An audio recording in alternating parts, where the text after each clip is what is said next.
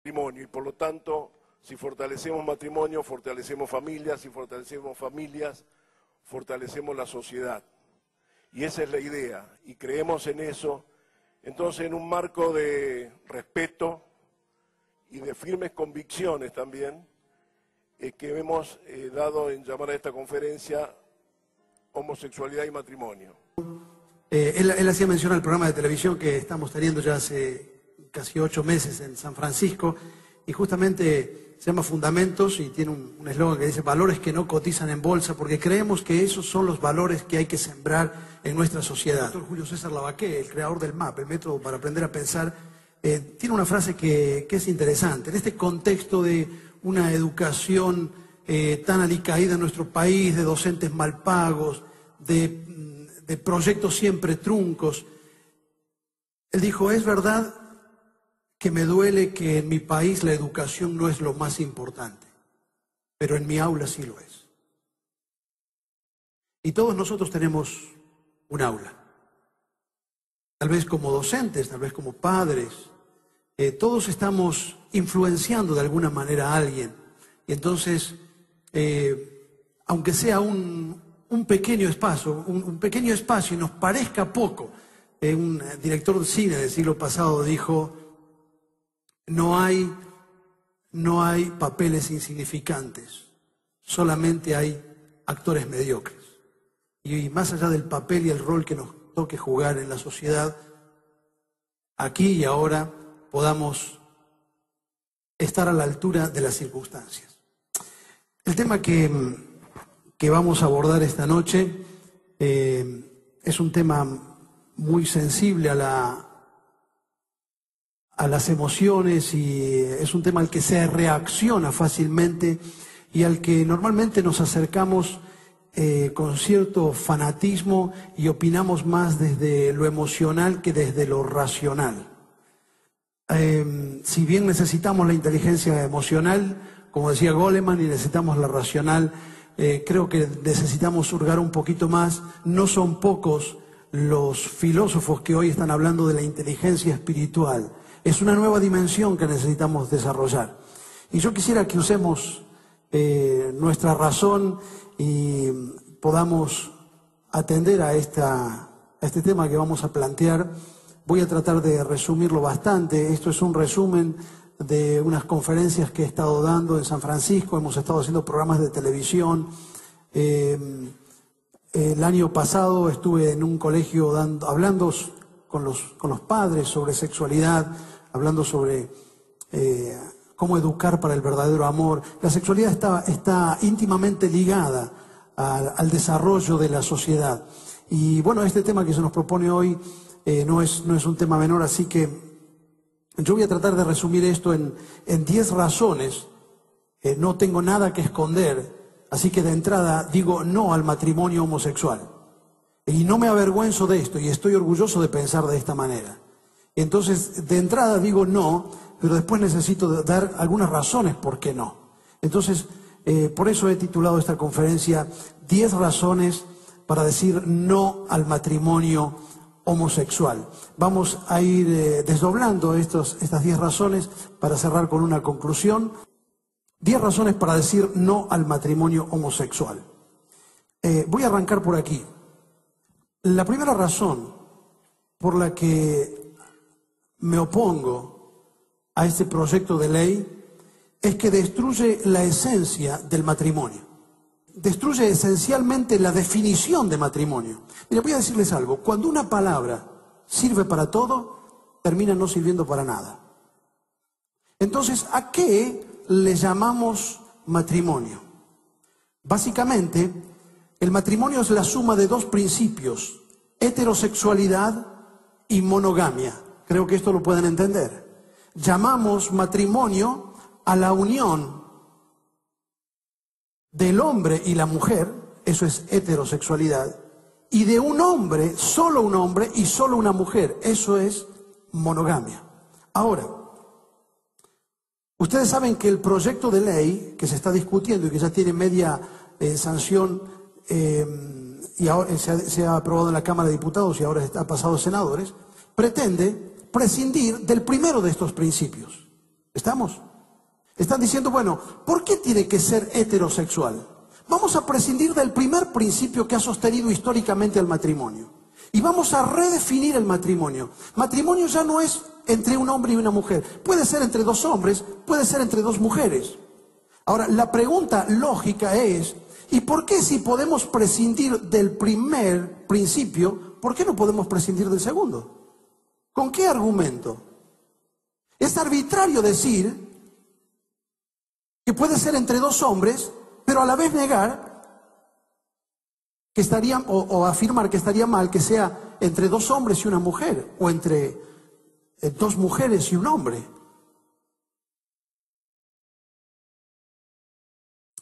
Entonces estamos en un terreno bastante peligroso. Porque en realidad sería más coherente que terminemos aprobando no solamente la homosexualidad en el matrimonio. Si aprobamos eso, tendríamos que aprobar la poligamia. Y recuerden que la agenda que maneja el movimiento homosexual incluye no solamente a los homosexuales, sino a los bisexuales. Y entonces, ¿con qué argumento le vamos a decir después a una persona que quiere seguir teniendo su relación vincular con su esposa, pero a la vez quiere tener relación con un hombre? ¿Y por qué va a privar a ese hombre, que es una relación paralela al matrimonio, de los mismos derechos? ¿Por qué no podríamos hacer una familia ensamblada y llamar a esa unión de tres personas matrimonio? ¿Con qué argumento lo haríamos? Hace poco tiempo, bueno, año y medio más o menos, un revisero de misiones fue convocado por los canales de televisión para contar su historia, porque él anda con dos hermanas gemelas. Tal vez ustedes se acuerdan de esto. Ahora la pregunta es, ¿a cuál de esas dos mujeres que él tiene la ley va a proteger? ¿Por qué le va a dar una cobertura legal a una y no a otra? Es totalmente injusto. Es decir que si nosotros movemos los principios que sostienen el matrimonio, y si sacamos el primer principio, que es la heterosexualidad, inmediatamente se cae el otro. Quiero que miren esta frase. Al elegir arbitrariamente uno solo de estos principios, en este caso la heterosexualidad, se establece un agravio comparativo con los polígamos.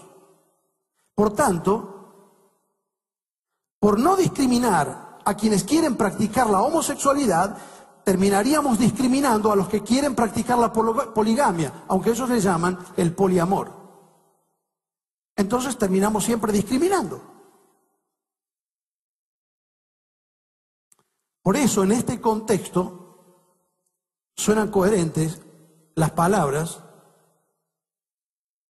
de esta diputada Fernanda Gil Lozano, de la Coalición Cívica. Y le he puesto una foto para que ustedes la conozcan y sepan, para que nosotros sepamos quiénes son los políticos que nos dirigen.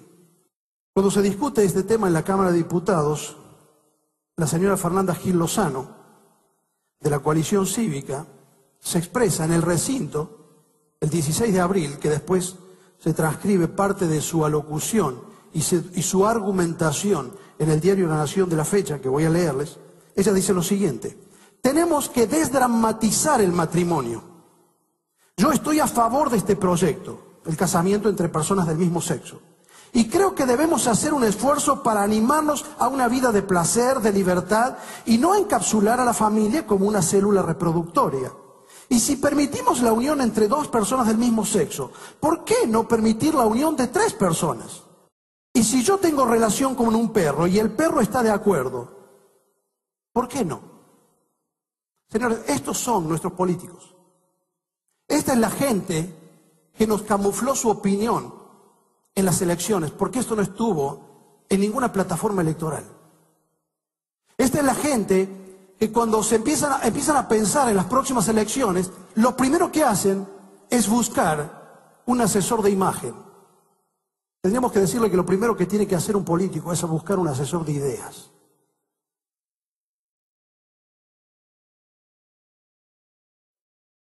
Porque cuando uno lee o escucha estas declaraciones dichas en la Cámara, en la honorable Cámara de Diputados de la Nación, como dice un amigo mío, una ignorancia enciclopédica. Pero en realidad lo que ella está argumentando se ajusta con esto que yo estoy diciendo. Si nosotros prescindimos del primer principio de heterosexualidad, obviamente no hay ninguna razón para seguir sosteniendo el segundo principio. Y es ahí donde se va a trabar el problema, en la poligamia. Ustedes saben que Francia tiene más de 6 años discutiendo este tema. ¿Y saben por qué Francia no se animó a avanzar sobre el matrimonio homosexual? Por lo que están viendo en Europa. Ustedes tal vez escucharon hablar de Eurabia. Es decir, cómo Europa está siendo invadida por países musulmanes. Ahora llega un musulmán y una vez que tiene la ciudadanía en un país europeo, él después por ser ciudadano tiene derecho a la reagrupación familiar. ¿Qué es para un musulmán reagrupación familiar? Traer todas las mujeres que tiene. ¿Y por qué se lo vamos a prohibir? ¿Con qué derecho? ¿Por qué no? ¿Cuál es el problema? ¿Quién dijo que el matrimonio tiene que ser un hombre y una mujer? Prescindamos de eso, casemos 2 hombres o 2 mujeres. Pero ¿quién dijo que tienen que ser solamente 2 personas? Prescindamos de eso y entonces le llamamos matrimonio a todo. Como les decía al principio, cuando una palabra se pretende usar para todo, finalmente no sirve para nada. Y esto es lo que está ocurriendo con esta ley del matrimonio homosexual. Segundo, yo lo pondría en estas palabras. Este proyecto de ley pretende ignorar que todo derecho está precedido de requisitos. Quiero que presten atención a esta argumentación. A todo derecho que la Constitución confiere a los ciudadanos argentinos, se accede mediante el cumplimiento de prerequisitos. ¿Estamos? Es decir, todo ciudadano argentino accede a los derechos constitucionales mediante el cumplimiento de prerequisitos. No se puede acceder por otra vía. Y lo que estamos haciendo ahora es querer acceder sin el cumplimiento de prerequisitos. Voy a ponerles algunos ejemplos. Por ejemplo, ¿todo ciudadano tiene derecho a la jubilación? ¿Sí o no? ¿Y por qué un hombre se jubila a los 65 y una mujer a los 60? ¿No es una discriminación de género? ¿Por qué? ¿Qué pasa si una persona se quiere jubilar a los 50 años? ¿Lo están discriminando? No. Porque en ese caso, presta atención, ya lo voy a explicar esto, no se está discutiendo el derecho, se está discutiendo el prerequisito. Entonces presta atención que lo que nosotros estamos discutiendo no es el derecho. Todo ciudadano argentino tiene derecho a formar un hogar, a formar un matrimonio. Lo que estamos discutiendo es cuáles son los requisitos. Ese es el punto. ¿Y qué pasa si un ciudadano quiere acceder a una jubilación sin cumplir con el prerequisito de hacer los aportes correspondientes? ¿Por qué no? ¿Lo vamos a estar discriminando? Entonces, a todo derecho se accede desde el cumplimiento de los prerequisitos. Es imposible hablar de derechos sin hablar de requisitos. Por eso yo enfatizo bien esto cuando he debatido el tema. No estamos, señores, discutiendo el derecho, sino los requisitos. Hay discriminación cuando frente al cumplimiento de los requisitos a una persona se le niega el derecho. Solo ahí hay discriminación. Entonces se está usando una tramposa manipulación semántica, de modo que todos tienen miedo frente a una cámara de dar su opinión. Días pasados escuché lamentablemente a un político cordobés que nos prometió que cuando él vaya a Buenos Aires iba a defender nuestros derechos. Lo escuché en una radio de mi ciudad y cuando el periodista lo puso entre blanco y negro, empezó a decir: yo tengo claras mis ideas. Me pregunto cómo él se lo va a explicar a sus hijos y a sus nietos. Pero no puedo decir que no. Y yo entiendo ese no puedo decir que no. Porque el político, como decía Winston Churchill, no es el que piensa en las próximas generaciones, es el que piensa en las próximas elecciones. Y entonces, frente a cuando tienen que opinar, siempre lo primero que les preocupa es la imagen. Y tienen miedo de que lo primero que le van a decir, entonces sos fascista, sos de derecha, estás discriminando. No, señores, hay discriminación cuando frente al cumplimiento de los requisitos a la persona se le niega el derecho. Y aquí no se le está negando el derecho a nadie, no estamos discutiendo derecho. Todo ciudadano argentino tiene derecho a formar un matrimonio, estamos discutiendo los requisitos. Voy a decirte algo más. No solamente en nuestro país tenemos requisitos para formar un hogar, no solamente tenemos requisitos para acceder a los derechos, ¿Sabías que en nuestro país también tenemos requisitos para expresar la más primitiva y primaria expresión de solidaridad y amor? Mire, no debe haber una forma más primitiva o elemental manera de expresar la solidaridad y el amor que dando sangre. Entonces yo, en mi intención de demostrar amor, solidaridad, urbanidad, condescendencia con un prójimo necesitado, voy a dar sangre. Y me dicen, si usted ha estado practicando relación sexual hombre con hombre o está tatuado, no puede dar sangre. ¿Me están discriminando? No estamos hablando de derechos, estamos hablando de requisitos. ¿Y por qué nadie dice, me están discriminando en ese caso? Porque cuando usted va a poner en práctica la mínima expresión de solidaridad y amor, bueno, pero yo lo amo, es mi familiar, y yo quiero expresarle mi amor, yo le quiero dar sangre. Bueno, pero si usted tiene hepatitis, tiene HIV, bueno, hay varios requisitos.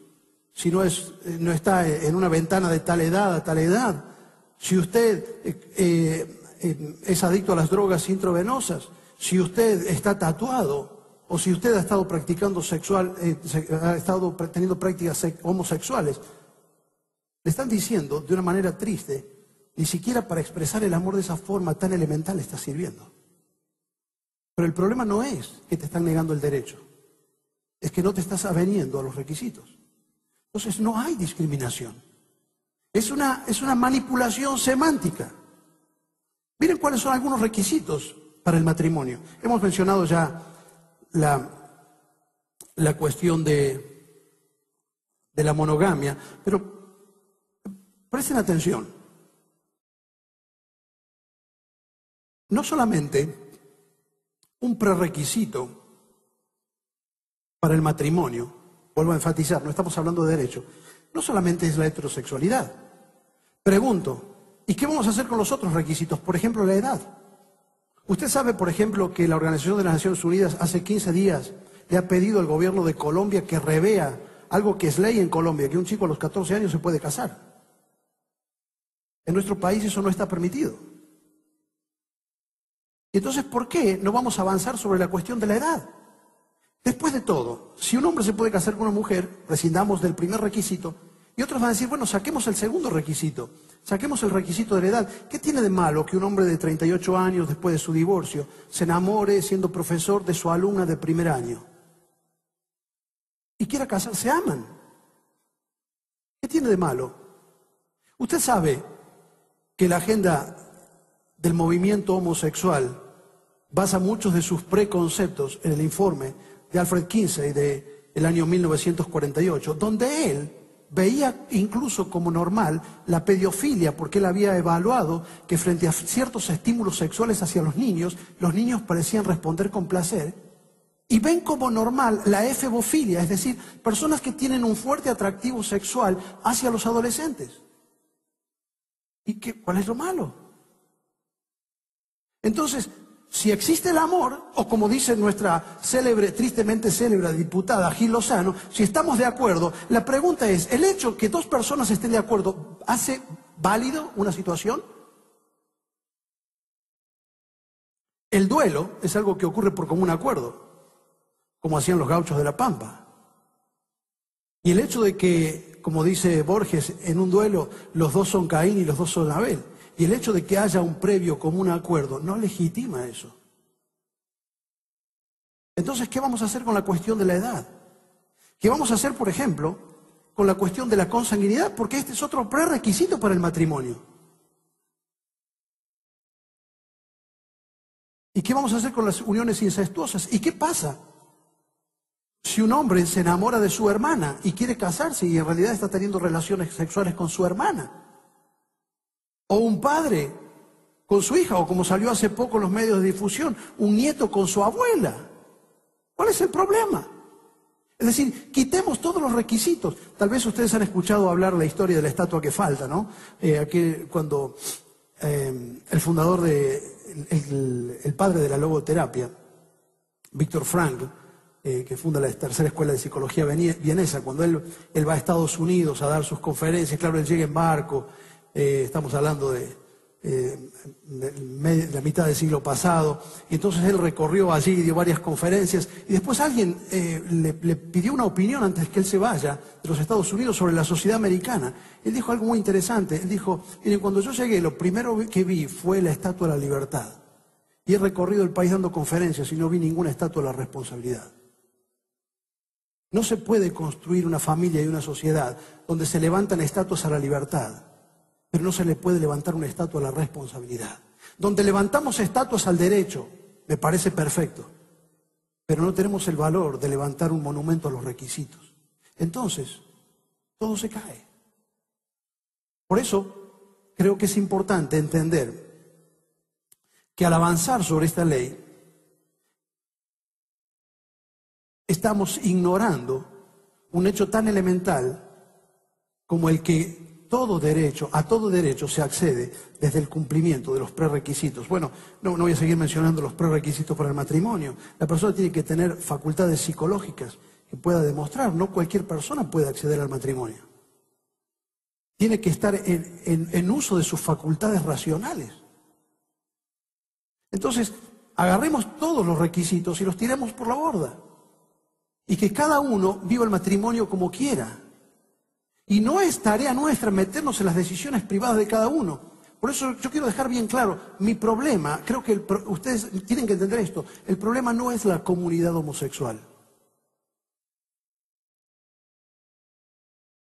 El problema son nuestros políticos. La comunidad homosexual tiene derecho a levantar la voz y a declarar en público sus ideas. El tema es que yo sé cuáles son sus ideas. Lo que todavía no sé es cuáles son las ideas de las personas que nos gobiernan. Ese es mi problema. Esa es mi vergüenza como ciudadano. En tercer lugar, es una ley antiecológica. Y uso este término de una manera intencional, porque ustedes saben que muchos hablan, bueno, esta es una ley antinatural o es contraria a la ley de la naturaleza. Pero lo he puesto en estos términos justamente, intencionalmente, porque los movimientos, el movimiento homosexual se identifica con los partidos verdes, y me parece bárbaro. Así que tenemos que cuidar la creación. Son proecologistas, pero a la vez son proabortistas. Es decir, si usted llega a matar un bicho, está poniendo en riesgo la supervivencia de la especie. Si usted llega a matar una ballena es un criminal, me parece bárbaro. Pero si usted mata a un niño en el vientre de su madre, está bien. Eso es lo que piensan. ¿No hay una incongruencia? O sea que es un delito matar a un animal porque ponemos en riesgo la preservación de la especie. Pero no es un delito matar a un niño en el vientre de su madre. ¿Usted sabe cuál es el lugar más inseguro para que un niño viva en nuestro país? No se confunda, no son las calles de la Villa Miseria. Es el vientre de la mujer. Es el vientre de las madres. 1000 niños por día se abortan en nuestro país. Entonces, si usted toma a un niño y lo deja solo en una calle de Fuerte Apache o de la Villa Carlos Gardel, tiene más posibilidades de sobrevivir que si está en el vientre de una mujer en nuestro país. Evidentemente nos hemos levantado contra las leyes de la naturaleza y vamos a pararnos un poquito aquí. Estamos frente a una cuestión que es antiecológica. Usted sabe que frente a toda decisión o frente a un proyecto de ingeniería, por ejemplo, una de las cosas que hay que evaluar es el impacto ecológico. Estamos discutiendo hace tanto tiempo la cuestión de Botnia, allí en el límite con en la frontera, el río que nos divide con Uruguay, ¿no es cierto? Con los uruguayos. Porque bueno, está la cuestión de por medio, el impacto, ¿cómo se puede medir el impacto ecológico? Ahora, esta es una cuestión que es antinatural. Cuando nosotros vamos a hacer una obra de ingeniería, como por ejemplo sacar de cauce un río o hacer una represa.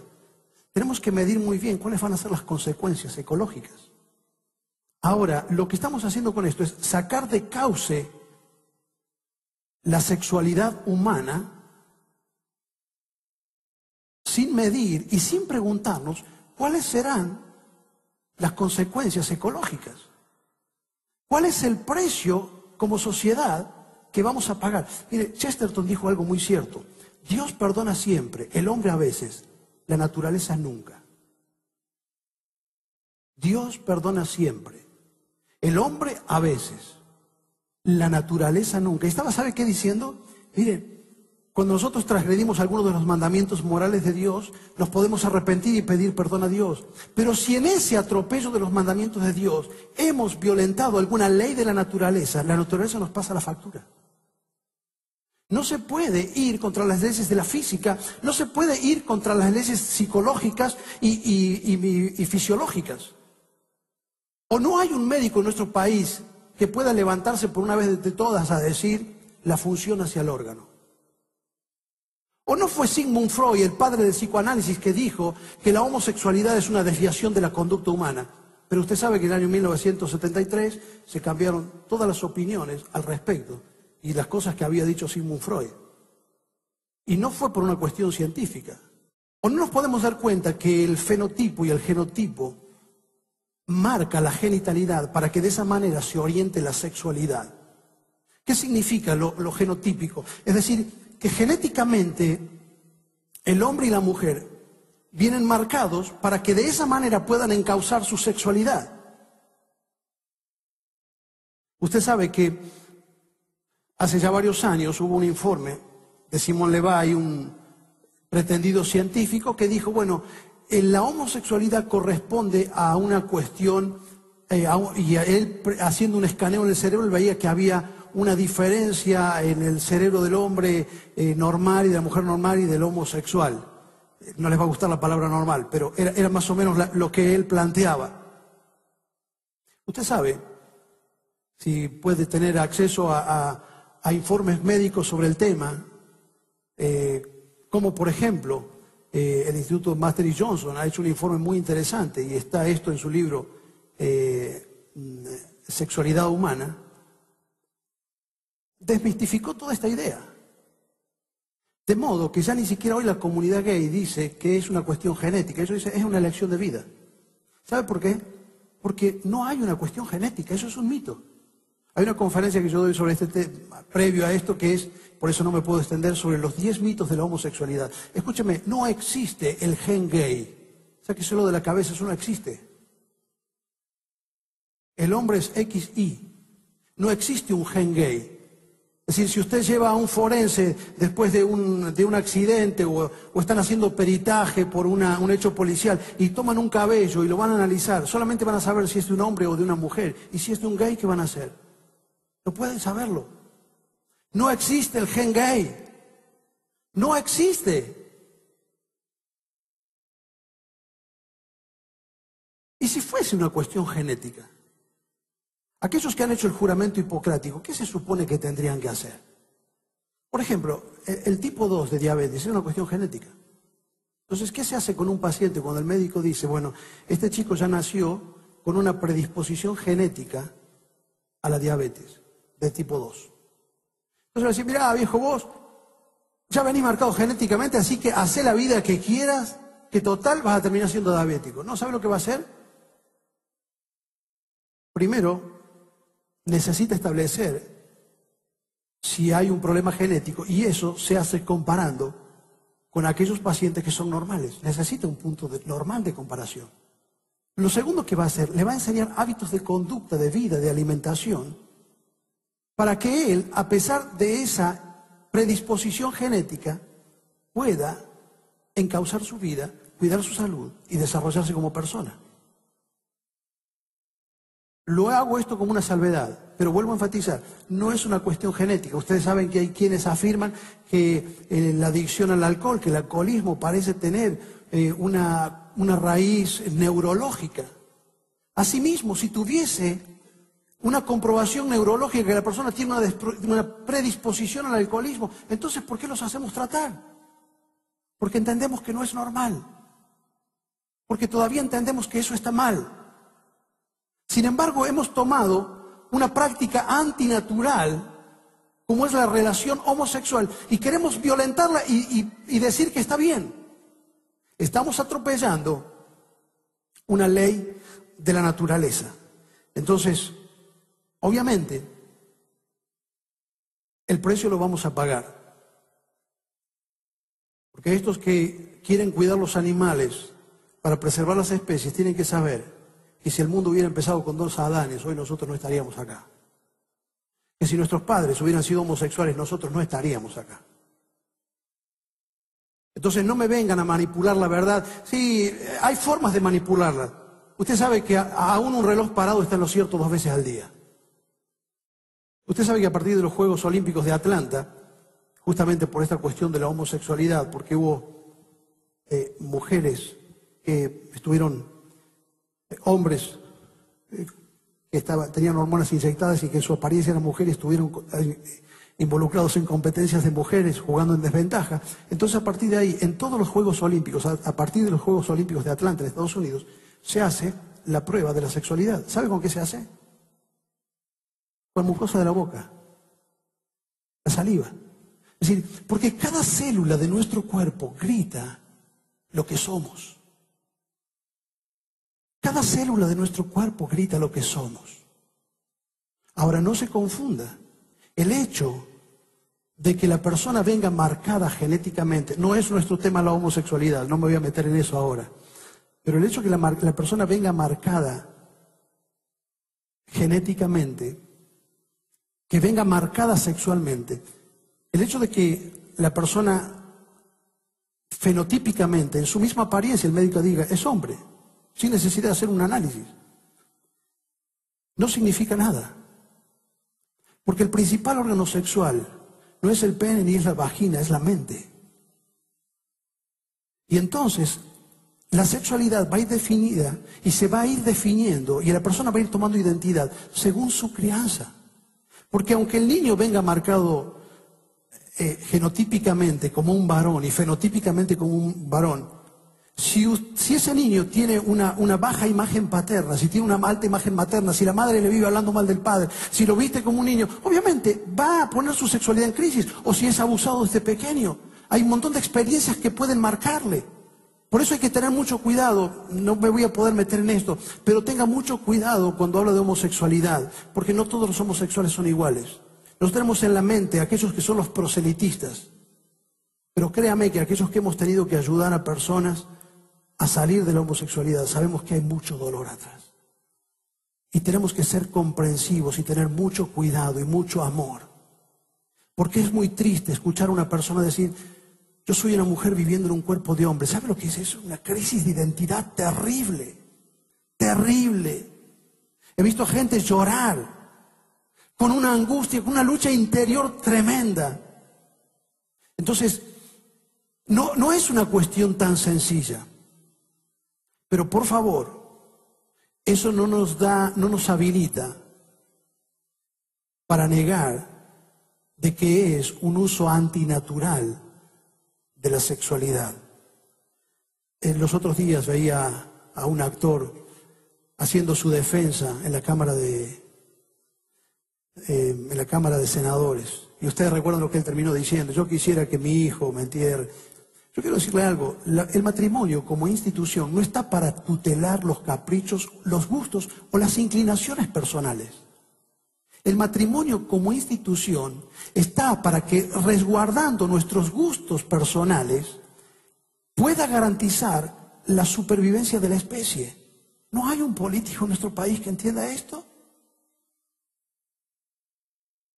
Pero me van a decir, lo que pasa es que necesitamos un marco legal. ¿Qué vamos a hacer con las minorías? Bueno, este es otro argumento. ¿Y qué vamos a hacer entonces con las minorías? ¿No podemos ser insensibles? ¡Claro que no! Ahora, quiero que mires este argumento. Supongamos que podemos finalmente legislar esta cuestión. Y entonces, a partir del 14 de julio, que creo que va a ser la votación, En nuestro país se le llama matrimonio a la unión entre dos hombres. La pregunta es, ¿vamos con esto? Porque el argumento de muchos es, bueno, tenemos que proveer un marco legal para esta situación y para estas minorías. Lo que dicen muchos políticos, nosotros queremos proteger a las minorías. ¿Alguien se preocupó por analizar qué está pasando en el resto del mundo? ¿Sabe cuál es la realidad? Que de 198 países en el mundo, solamente 7 lo legislaron. Se animaron a darle rango de matrimonio a la unión entre homosexuales. ¿Y qué es lo que ha pasado? Creo que por lo menos sería prudente evaluar qué ha pasado en aquellos países que lo hicieron antes que nosotros. Pensemos, por ejemplo, en Holanda. Holanda ya tiene 15 años de matrimonio homosexual. ¿Sabe cuáles son los números de Holanda? ¿Alguien se lo ha dicho? El 2.1% de la comunidad gay solamente encuadró su relación legalmente. El 2.1%. Tengo algunas estadísticas más si quiere anotar. Suecia, que es otro de los países. El 2.8% de la comunidad homosexual hizo uso de este derecho de enmarcar legalmente su relación. ¿Quiere otro dato más?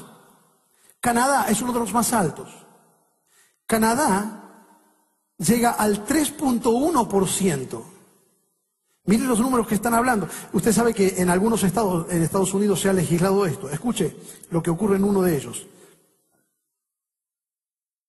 De la comunidad que se identifica como homosexual, solamente el 20% vive en pareja. De ese 20%, solamente el 27% formalizaron su relación. Y de ese 27%, solamente el 7% quiso adoptar. ¿Para esto estamos cambiando todo?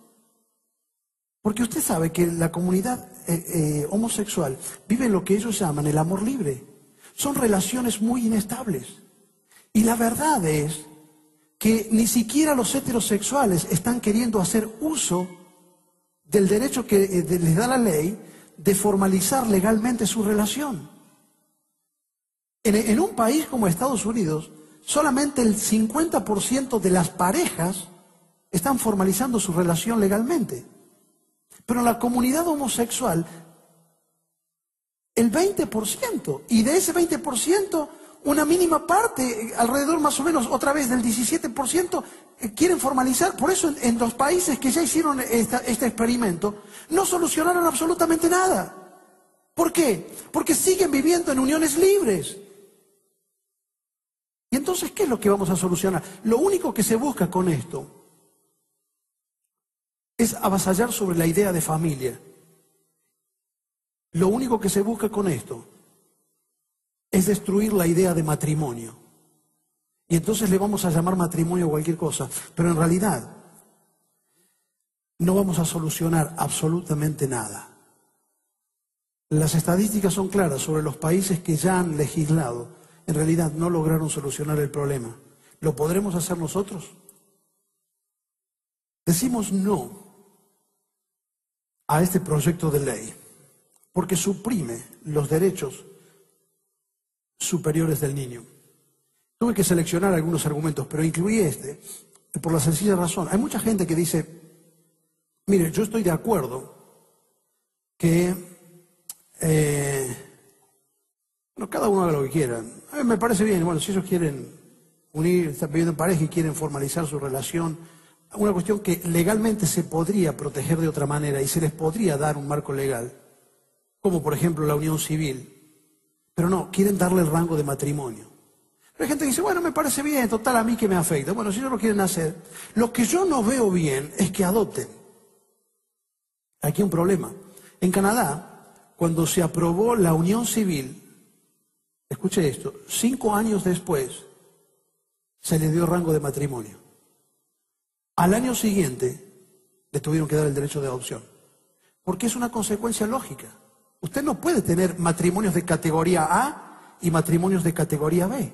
Si le vas a dar la categoría de matrimonio, tiene que tener, me parece lógico, todos los derechos. Y entonces, el matrimonio homosexual tiene el mismo derecho que cualquier otro matrimonio a adoptar. El problema es que según las naciones, los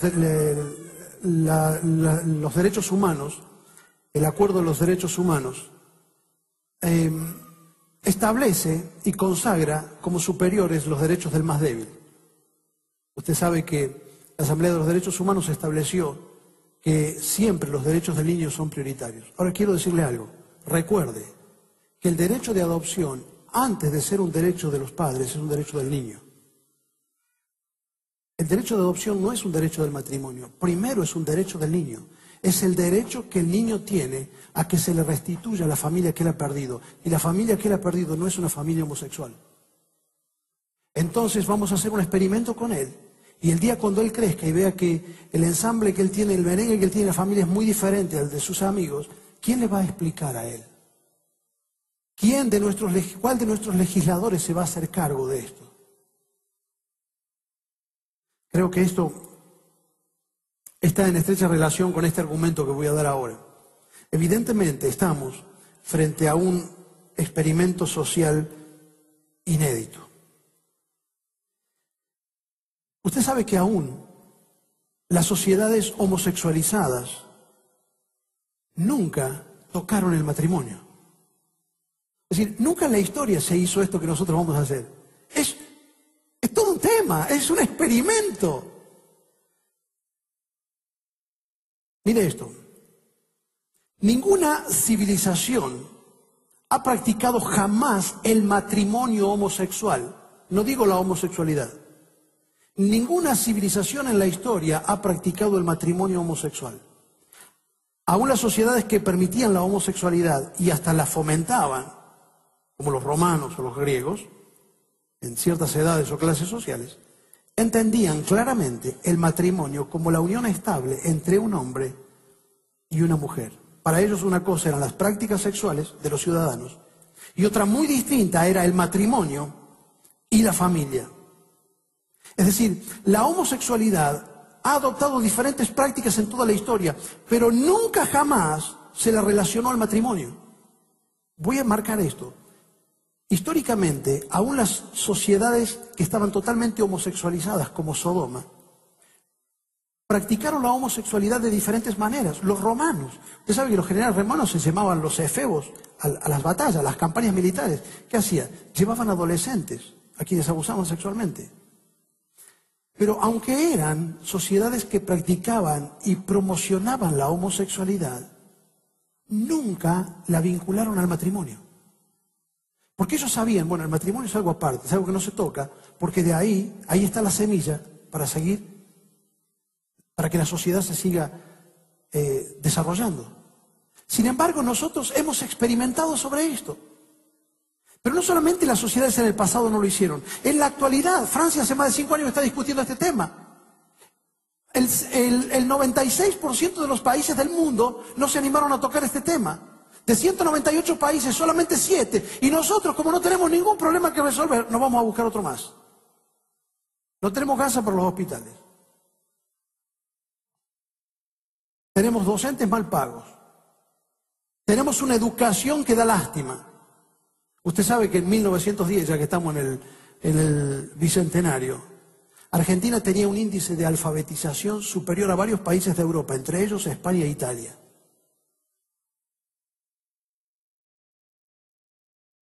En el último examen que se hizo con alumnos internacionales, donde estuvieron los alumnos argentinos participando, en comprensión de texto y en lectura, los alumnos argentinos de 160 países estuvieron en el lugar 157.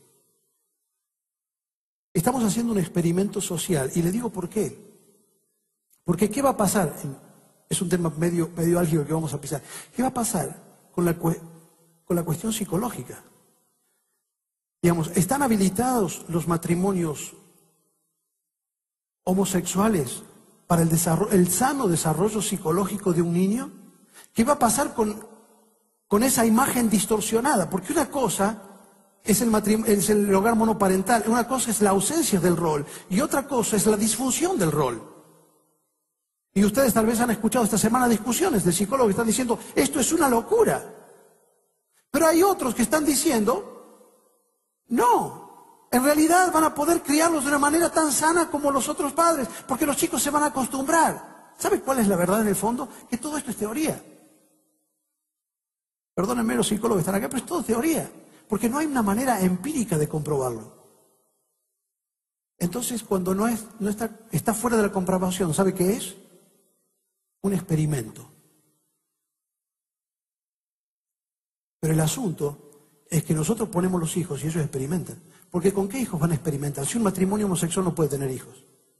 Es decir, ellos van a hacer un experimento con los hijos del sistema de matrimonio que ellos están ridiculizando.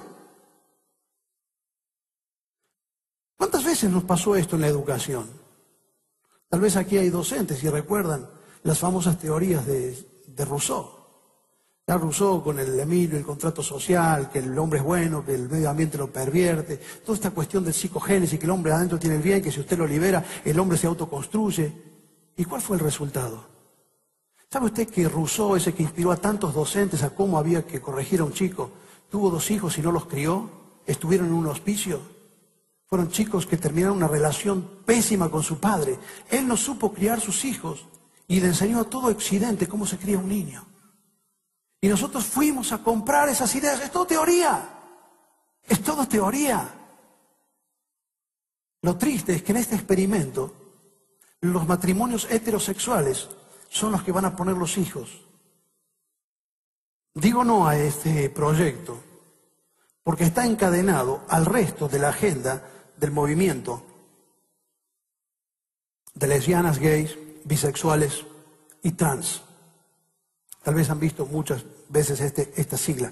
Ahora, me voy a detener un poquito en este tema. Y también seleccioné, entre los argumentos que tenía que elegir para completar los 10, elegí este también porque hay otro falso concepto que nosotros tenemos. La idea de que, bueno, tanto protestar por esto de darle rango de matrimonio a las uniones homosexuales, se lo demos y bueno, ¿cuál es el problema? Si total, a mí no me afecta. Yo sé cómo tengo que criar mi familia, yo sé cómo tengo que criar mis hijos. Estás muy equivocado. Esto solamente es la punta del iceberg. Porque una vez que se tiene este derecho, obviamente se accede a todos los demás. Por eso yo digo, esto está encadenado al resto de la agenda del movimiento gay. ¿Sabe usted que vamos a tener que cambiar todos los libros de texto? La educación va a ser un giro total. Un maestro no va a poder dibujar una familia en el pizarrón. ¿Cómo dibuja un maestro una familia en el pizarrón? No puede dibujar un papá y una mamá, está discriminando. Entonces, lo que viene detrás de esto es lo que ha pasado en los países que ya lo hicieron, es el famoso Proyecto 10 de la pedagoga Virginia Uribe, que es una famosa lesbiana que fue incluso condecorada por sus manuales en los cuales a los niños desde el jardín se le empieza a mostrar fotos de 2 hombres para que ellos vayan asimilando que no tienen que discriminar y que eso también es un matrimonio. Y en su escuela a su niño se lo van a enseñar. Entonces ya no va a poder contar la maestra, esto ha ocurrido en un estado en los Estados Unidos, no puede contar el rey que se casó con una princesa. Si cuenta eso en un capítulo, al capítulo siguiente va a tener que contar el rey que se casó con un príncipe. Porque si no está discriminando. Uno de los títulos de los cuentos del Proyecto 10 de Virginia Uribe es El compañero de cuarto de papá. Otro es el nombre de una niña, póngale Melissa, tiene 2 mamás. Esos van a ser los cuentos. Y eso es parte del currículum. Y usted no va a poder decir que no, porque si no, está discriminando. Entonces no piense usted, no sé por qué peregrina razón, hay gente que dice, esto total, a nosotros no nos afecta, porque nosotros la tenemos clara. No, usted no entendió. Usted la tiene clara. Pero todo el sistema educativo va a cambiar. Esto es parte de una agenda de leyes de lesbianas, de gays, de bisexuales y transexuales, que obviamente van a tener el mismo derecho que cualquier maestro a enseñar estas teorías desde el jardín de infantes y desde las guarderías. Y no puede decir que no, porque estamos abriendo la puerta a conceder. Otra vez, yo creo que la discusión se debe plantear en la cuestión de los requisitos y no de los derechos. Bueno, este tema lo estuve tratando, me invitaron en un un programa televisivo el día miércoles y entre dos periodistas me acribillaron con algunas preguntas y entre una de las cosas yo dije, bueno, esto va a tentar también, porque claro, otra vez, la idea es,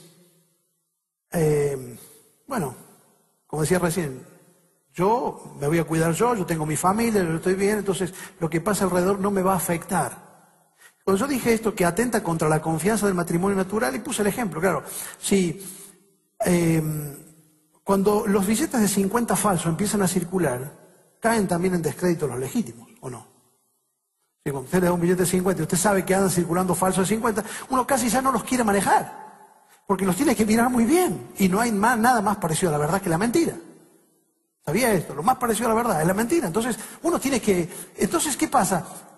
Cuando sale un modelo falsificado, aún el modelo natural y legítimo cae en descrédito. Y una de las cuestiones es que lo que va a ocurrir es el descrédito en el que cae la ya vapuleada institución del matrimonio. Y entonces el periodista dice, bueno, pero convengamos que con esto o sin esto, el matrimonio, el matrimonio clásico ya ha caído en descrédito. Así que, entonces mi pregunta fue, ¿y entonces qué vamos a hacer? ¿Vamos a seguir bombardeándolo? ¿Quiere que le mencione una institución más desacreditada en Latinoamérica que el Estado y que la democracia? ¿Y por eso vamos a avasallar contra ella? ¿O qué vamos a hacer? ¿O vamos a defender nuestra democracia que tanto nos costó? ¿Acaso porque tengamos políticos que no sepan interpretar a la gente? ¿Acaso porque en nuestro país, si usted es un laburante, no se puede ir 5 días de vacaciones, pero si es un barra brava se puede ir 40 días a África? Entonces, ¿por eso vamos a dejar de creer en la democracia? ¿Vamos a dejar de apostar a la democracia y vamos a dejar de luchar por la democracia? Es verdad que el matrimonio heterosexual ha caído en descrédito por los divorcios, por las malas relaciones, por las tantas historias que todos nosotros conocemos. Pero creo que eso no nos da derecho a avasallar sobre la única institución que ha sostenido la historia, en la sociedad a través de la historia. Y quiero decirle algo, yo no estoy abogando por los intereses religiosos.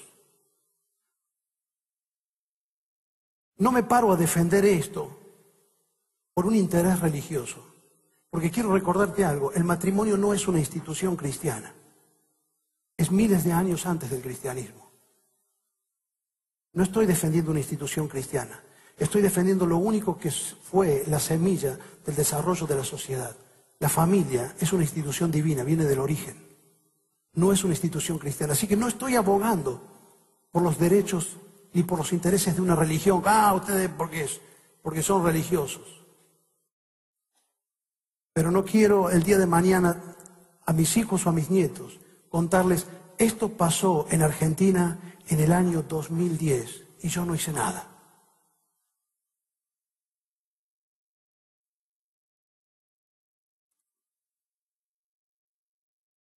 Tal vez algo que tendríamos que marcar, he ido seleccionando algunos argumentos, busqué este porque es un argumento que encuadra desde otro lado y es el argumento histórico. No solamente tenemos antropológicos, o sociológicos o filosóficos como hemos argumentado, sino que necesito también y que es un argumento histórico. Cualquier persona que lea historia, por ejemplo, si ha leído los famosos libros de Arnold Toynbee, uno de los referentes en la causación histórica, es decir, que él no solamente analiza la historia, sino que aplica la filosofía a la historia, explica por qué pasó lo que pasó, no solamente cuenta lo que pasó. Entonces, en sus tomos sobre la historia de la humanidad, él analiza cómo las sociedades fueron cayendo y los grandes imperios fueron cayendo y cómo las culturas llegaron a desintegrarse. Y él ve que hay algo común en todas las grandes civilizaciones que cayeron. Y entre otras cosas comunes es la desintegración de la familia. Él ve que cuando una sociedad, la familia se desintegraba, la sociedad entraba en crisis y caía. Obviamente que hubo causas políticas, causas militares, causas económicas, pero una cuestión común a todos, desde las sociedades prediluvianas y cainitas hasta el Imperio Romano, lo común fue que la familia entró en crisis. Y entonces se terminó destruyendo la sociedad. Ahora, cuando nosotros analizamos un poco esta cuestión histórica, y pongo este argumento, porque algunas personas, yo escucho a veces a cristianos decir, ¿hasta dónde vamos a llegar? Hemos llegado al colmo. No hemos llegado a lo peor. Lo peor está en el pasado. Nosotros no hemos llegado a lo peor. ¿Sabe por qué explico esto? Porque hay gente que dice, si usted no está a favor de la homosexualidad, es un homofóbico y es un retrógrado. Es decir, usted es anticuado. En cambio, los que creemos y los que apoyamos el matrimonio homosexual y la poligamia somos gente contemporánea, somos modernos y nosotros estamos más actualizados. La realidad es que lo peor está en el pasado. Nosotros no hemos llegado al pasado. Las sociedades primitivas fueron las que llegaron a ser sociedades de homosexuales, como Sodoma y Gomorra. Y no hemos llegado. Entonces, cuando nosotros apostamos a ese tipo de sociedad, no es que somos vanguardistas, no es que estamos evolucionando, estamos involucionando, estamos volviendo al pasado. No hemos visto lo peor. No hemos llegado a la isla de Lesbos, como los griegos, que tenían una isla donde estaban todas las lesbianas, todas mujeres. Lo peor no lo hemos visto. Esto responde y corresponde a sociedades que fueron primitivas. Entonces, no crea usted que usted es vanguardista y que está ayornándose a la realidad y que es contemporáneo y que es moderno porque está a favor de esto. En realidad, quienes apoyan esto son retrógrados porque están queriendo llevar a la sociedad a un lugar de donde la sociedad había salido. Es totalmente inverso. Y quiero finalmente dejar un argumento más. Y es que esto es un abierto desafío a la ley de Dios. No iba a poner este argumento final. En realidad iba a enumerar algunos otros más. Pero sería un desperdicio no hablar. ¿Sabe por qué? Porque yo he visto que todos nuestros políticos juran sobre los evangelios. Entonces digo, es una pena que ellos juren con el evangelio cerrado, porque a lo mejor no saben lo que dice adentro. El problema es que cuando en nuestro país se jure con el libro abierto, la cosa va a cambiar. Es que todos juran con el libro cerrado e ignoran lo que dice adentro. Y entonces es como, la Biblia es como Borges para los argentinos, todo el mundo lo cita, pero nadie lo lee. No es fácil leerlo a Borges, ¿no? Pero tiene algunas frases que son lindas. Entonces, como dijo Borges, me parece que lo lea Borges, pero no lo lee. Entonces yo juro sobre los santos evangelios, pero ni sabe lo que dice adentro. Y estamos desafiando a una ley divina. Y Dios establece esto como pecado. Ahora, cuando usted habla de los mandamientos, enseguida nos surge urticaria. A mí me da risa una cuestión como Fernando Savater, este filósofo español, que él escribió los 10 mandamientos en el siglo XX. Entonces, ¿qué? Él ridiculiza, no sé si ha leído este libro, pero él ridiculiza los 10 mandamientos, es anticuado. Pero a la vez él escribe ética para Amador. Es decir, le escribe un libro de ética, Amador es su hijo. Así que él quiere que su hijo tenga ética, pero le dice que los 10 mandamientos son ridículos. Y es una locura, porque cuando usted mira la ética de él, en el fondo está basada en los 10 mandamientos. Entonces usted le pregunta, ¿cómo quiere que sea tu hijo? Bueno, que me obedezca, que sea respetuoso, que sea honesto. ¿Sabe qué está diciendo? No robará, no matará, honrará a tu padre y a tu madre. Es ridículo. Ahora quiero hacer un paréntesis aquí. Porque tengo la presunción de que estoy en un ambiente bastante de personas que están ligadas a la fe cristiana. Y cuando hablo de que la homosexualidad está quebrantando un mandamiento de Dios, necesito hacer un paréntesis para hablar de la hipocresía que he visto en la iglesia sobre este tema.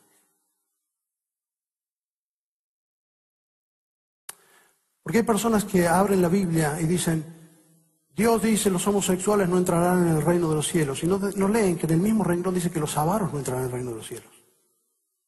Y yo veo iglesias donde se ha hecho de la prosperidad una teología. He escuchado las teorías de Napoleón Hill, piensa y hágase rico. Las teorías de padre rico, padre pobre, como bosquejos de los sermones. Y entonces han hecho de la avaricia un culto y terminan condenando a los homosexuales. Quiero decirte algo que tal vez no te va a gustar. Nosotros tenemos más cosas en común con el peor de los pecadores que con la santidad de Dios. Voy a repetirlo. Nosotros tenemos más cosas en comunes con el peor de los pecadores que con la santidad de Dios. Entonces, cuando hables de este tema, tienes que hacerlo con la debida sensibilidad, amor y gracia. Hay mucha gente sufriendo detrás de esto. Y algunos de ustedes, consiervos, saben de qué estoy hablando. Que es muy triste ver a una persona llorar por esto. No todos son esos proselitistas que van a las marchas del orgullo gay. Porque en el medio hay gente que ha sido abusada cuando ha sido chico. Y están viviendo con una profunda crisis. Porque por la crianza que han tenido ha llegado una etapa donde empezaron a luchar con su identidad sexual. ¿Y a quién se lo iban a contar? Si lo cuento en la iglesia, me van a olvidar. Y si lo cuento a mis padres, me van a correr. ¿A quién se lo cuento? Y está viviendo con una lucha. Hasta que finalmente se lo cuenta a un amigo. Y el amigo dice, yo te entiendo porque a mí me pasa lo mismo. Y ahí tiene una pareja gay. Entonces alguien le pone la mano en el hombro. Y alguien le dice, contame lo que te pasa. Yo te voy a ayudar, yo te escucho. Y nos entendemos. Y eso vuelca las emociones. Le podría contar historias de esta.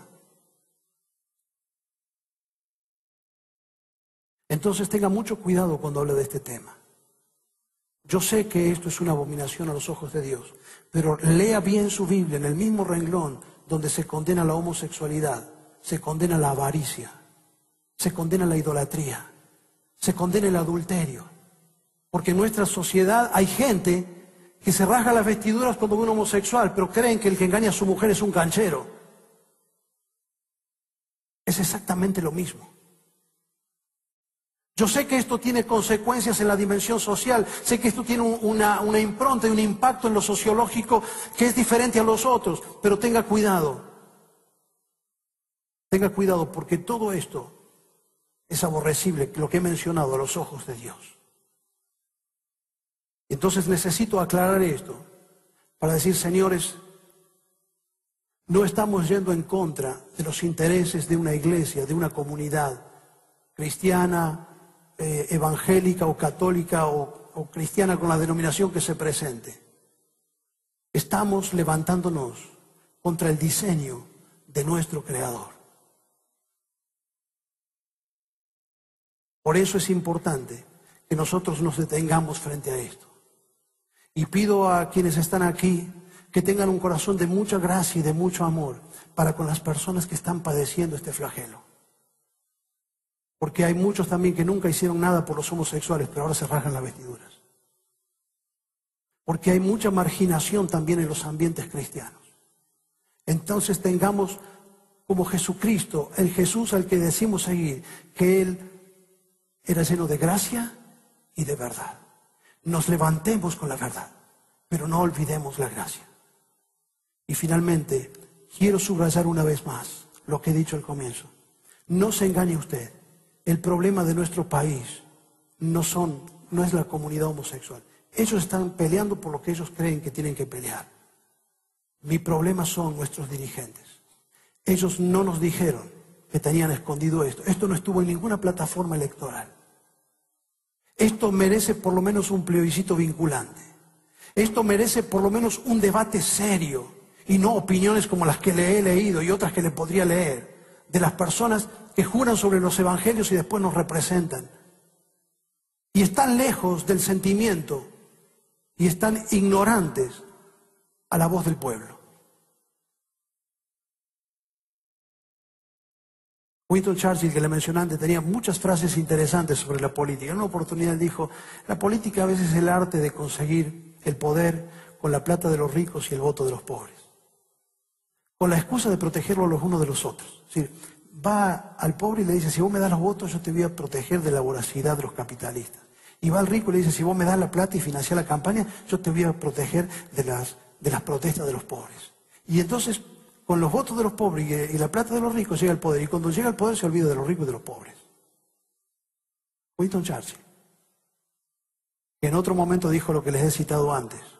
La gran diferencia entre un estadista y un político es que el político piensa en las próximas elecciones. El estadista piensa en las próximas generaciones. Y yo clamo a Dios que frente a un tema tan sensible, tan importante para el futuro de nuestro país, nuestros legisladores recuerden que cada vez que entran al Congreso hay una placa allí donde está el preámbulo de nuestra Constitución, que dice que todavía como nación invocamos a Dios como fuente de razón y de justicia. Y entonces cuando los entrevisten y tengan que levantar la mano por sí o por no, por una vez en la historia, dejen de pensar en los números, en las encuestas y dejen de analizarlo desde el punto de vista de las próximas elecciones. Que por una vez en la vida, en vez de pensar en las próximas elecciones, piensen por favor en las próximas generaciones. Dios bendiga a la Argentina. Muchas gracias.